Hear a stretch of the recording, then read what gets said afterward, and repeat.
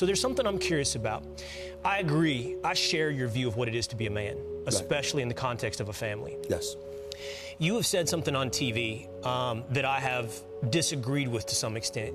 You know, very few people know this. I think you might know this. I actually care a lot about the black community. I want to see the success of black Americans. No.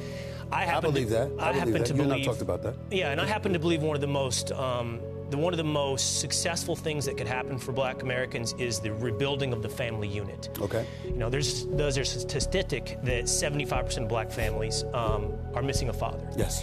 Now, I've heard you on First Take say you don't think that's fair and you think it's wrong to talk about that statistic and it being a problem with black Americans. With your view, or black American household, with your view on the role of the father and the necessity of what it is to be a man, how do you not see that as a problem? Well, I want to clarify what you're saying because I don't think that I quite stated it that way.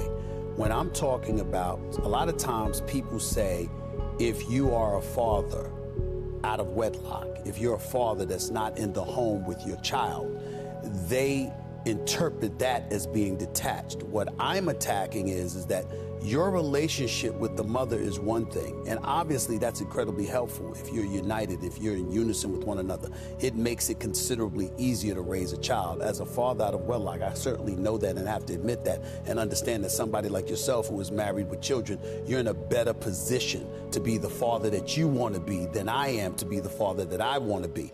But in the same breath, I am an active participant in my child's life, in my daughter's life. I am somebody that's there all the time. I'm not some deadbeat dad. And there's an abundance of men out here who genuinely love their children with all of their heart, and they are active participants in their child's life without being married or involved with their mother.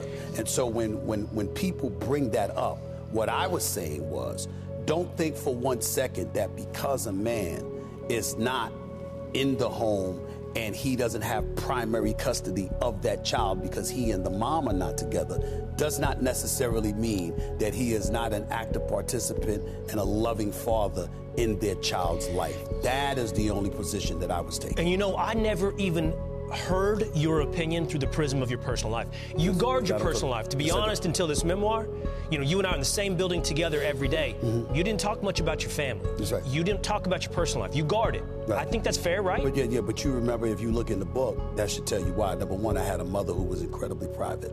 Number two, my mother taught me that your family business is your business. Number three, the reason for that is because all your business isn't all your business. Sometimes, inevitably, by talking about things, you're talking about other people's business, and they don't want that business put out there. And because of that, like for me personally, I have nothing to hide. I have nothing to hide for me. But you're being respectful. But I'm being respectful of other people. And because you're respectful of other people, it could be my daughters, it could be their mom, it could be their aunt, it could be their grandma. It could be a lot of people that doesn't want anything said. And that's why you say it. But me as an individual, I run from nothing.